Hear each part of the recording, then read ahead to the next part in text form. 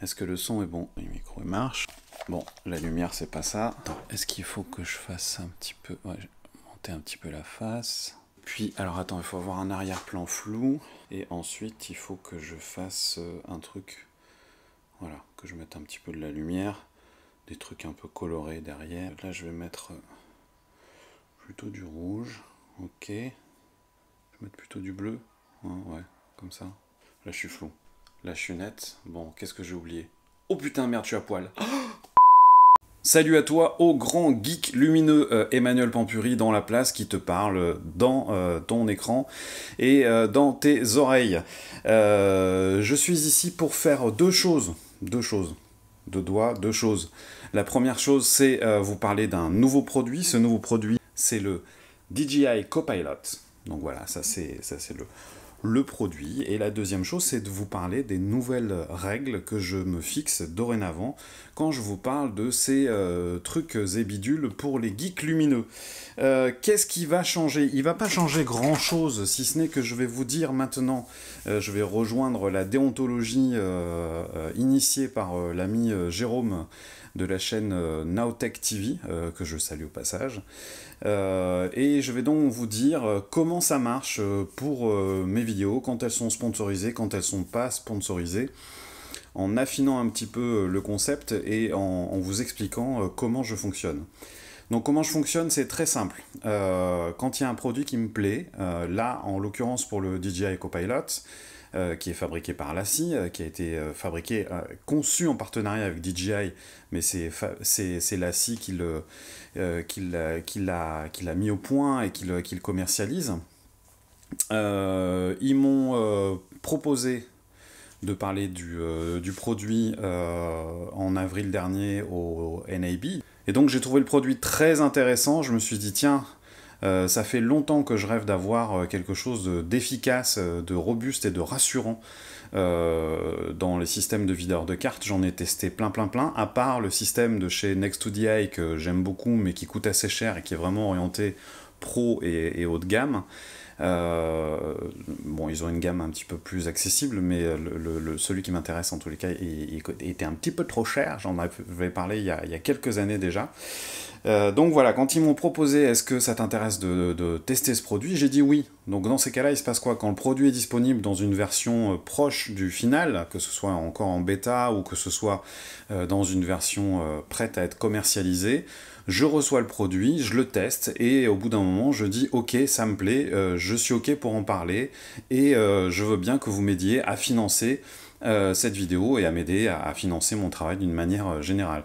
Donc là, j'ai eu le DJI Copilot au début de l'été, je l'ai emmené avec moi sur plusieurs tournages, j'ai fait plusieurs essais en photo, en vidéo, et maintenant je peux tirer mes conclusions, et oui, cette vidéo est sponsorisée. Merci Lassi. C'est comme un Lassi Rugged. Vous voyez, ça se ressemble beaucoup. Ici, j'ai un Lassi Rugged, on va dire traditionnel, qui est l'ancienne génération en Thunderbolt 2, n'est-ce pas, qui a aussi un port USB 3, avec un port USB type C. Et ici, donc, voici le DJI Copilot, qui est un très inspiré dans son design, puisqu'on est pareil sur un système avec un enrobage en caoutchouc. Ça résiste aux éclaboussures, ça résiste à la poussière, ça résiste, on peut le faire tomber. Donc pour vous expliquer un petit peu les caractéristiques de ce produit, c'est très simple, en fait c'est un disque dur qui est équipé d'une batterie, ce qui va le rendre totalement autonome, d'un lecteur de cartes, d'un port USB type C, d'un port USB classique, et d'un des cartes SD. Et la particularité, c'est écran intégré, je sais pas comment ils ont fait, si ça c'est du plastique ou si c'est de l'aluminium qui est micro-perforé, mais en tous les cas, on peut voir les différentes informations sur cet écran. On va pouvoir le brancher via une petite connectique ici, donc en Lightning, mais ce câble est interchangeable. Il y a dans la boîte la possibilité de le brancher aussi sur un téléphone Android, mais on peut aussi brancher d'autres supports comme par exemple un lecteur de cartes pour backuper des cartes XQD, pour backuper, pourquoi pas, je l'ai fait aussi, les disques durs qui sortent d'un Atomos Shogun, les SSD, pardon, Et on peut aussi vider des cartes qui viennent d'une RAID et tout ça. Voilà, la capacité est de 2 Tera. Sur le papier, le disque, enfin la scie annonce plus de 300 mégabits seconde pour vider les cartes. En pratique, j'ai constaté un débit qui est plutôt aux alentours de 130 mégas à la seconde, ce qui est déjà fort honorable.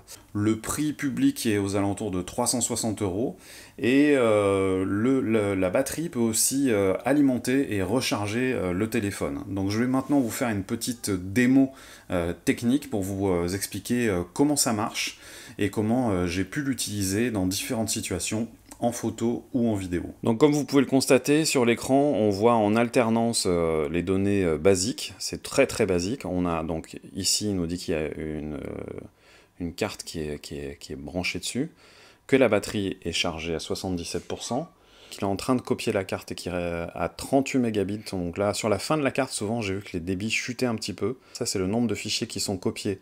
313, vous avez vu, sur 900 et quelques. Ça, c'est vraiment les informations, on va dire, basiques. Si on veut plus d'informations, il faut brancher le Copilot sur un téléphone ou une tablette sous Android ou sous iOS. Donc voilà, dès qu'on a branché l'application Copilot Boss se met en route.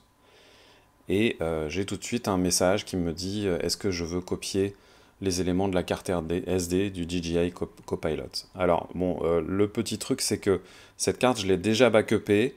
Ils sont en train de bosser, je sais, sur une mise à jour qui va permettre de faire de la sauvegarde, ce qu'on appelle incrémentale, c'est-à-dire qu'il va tenir compte du fait que j'ai déjà backupé une partie de la carte.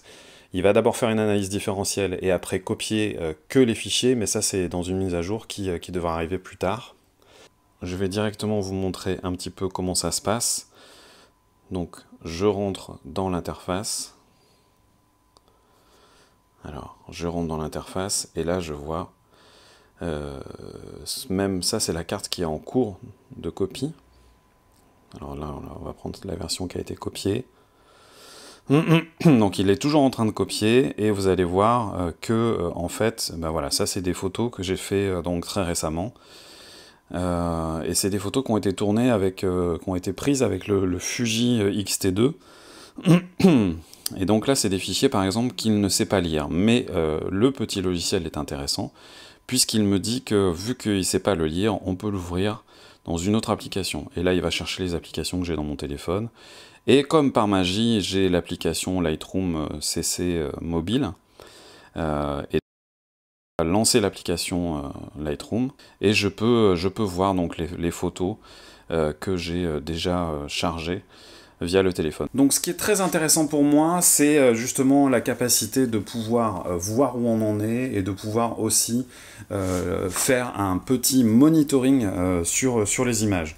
J'ai pas testé tous les formats, mais par exemple, je me suis amusé à tester des fichiers H264 4K issus d'un GH5S avec des images qui sont à plus de 400 mégabits seconde. On n'arrive pas à avoir une lecture temps réel, mais on peut vraiment vérifier ce qu'il y a sur la carte, parce qu'on peut aussi vérifier ce qu'il y a sur la carte, et vérifier aussi ce qu'il y a sur le disque dur du DJI Copilot. Et j'ai testé aussi avec des fichiers ProRes en branchant le SSD j'ai utilisé la même caméra, mais enregistrée avec l'Atomos Shogun. J'ai pu monitorer, pas en temps réel, mais ça permet quand même de vérifier ce qu'il y a sur la carte, et ça, c'est très très très pratique. Je suis assez séduit par ce produit, parce que j'avais eu par le passé l'occasion de tester un produit concurrent beaucoup moins abouti de chez Western Digital, qui proposait une liaison Wi-Fi entre le téléphone et le disque dur. Le disque dur n'était pas shock-proof et on va dire dust-proof et c'est pas waterproof, c'est éclaboussure-proof. Voilà. Et surtout, j'ai tout de suite eu des bugs et c'était compliqué pour moi de, je sais pas, en gros, j'ai pas été très satisfait, j'ai pas vraiment pris mon pied à l'utilisation de cet appareil. Et voilà. Donc les accessoires qui sont fournis avec le DJI Copilot De chez LaCie, il y a donc un adaptateur secteur et des prises avec les adaptateurs internationaux. Il y a aussi un adaptateur micro SD pour mettre les cartes, par exemple, issues des drones. Il ne faut pas oublier que ça a été conçu avec DJI. Des câbles USB-A, USB type C, des adaptateurs Lightning, micro USB, USB-C. Et je ne l'ai pas dit, mais il y a un truc assez sympa. En cadeau bonus, vous avez un mois d'abonnement à la suite Creative Cloud de chez Adobe. Donc avec tout dedans, Photoshop, Premiere, After Effects, Lightroom et j'en passe, ce qui est plutôt un cadeau assez sympa. Et ceux qui sont abonnés, d'après ce que j'ai compris, ça vous rajoute un mois supplémentaire à votre abonnement si vous avez déjà un abonnement chez Adobe. Le produit est disponible partout, mais je vous conseille quand même de l'acheter chez Atreides, qui est la société qui m'accompagne aussi, surtout ces joujoux technologiques, notamment sur le stockage et tout ce qui touche à la post-production. Allez-y de ma part, vous serez bien reçus. Je ne suis pas un youtubeur professionnel, c'est pas ma vocation, c'est pas ce qui m'intéresse le plus dans la vie. J'aime faire ces vidéos, j'aime partager mes connaissances, j'aime vous parler des produits technologiques parce que je suis un espèce de technophile invétéré depuis que je suis tout petit, depuis l'âge de 10 ans. J'ai un syndrome très très bizarre qui fait qu'il faut que je sache absolument comment ça marche, qu'est-ce qu'il y a à l'intérieur de la boîte. Voilà, donc merci de votre soutien, merci, on est presque 6000 bientôt sur cette chaîne. J'espère que je vais atteindre le seuil fatidique des 10 000 abonnés.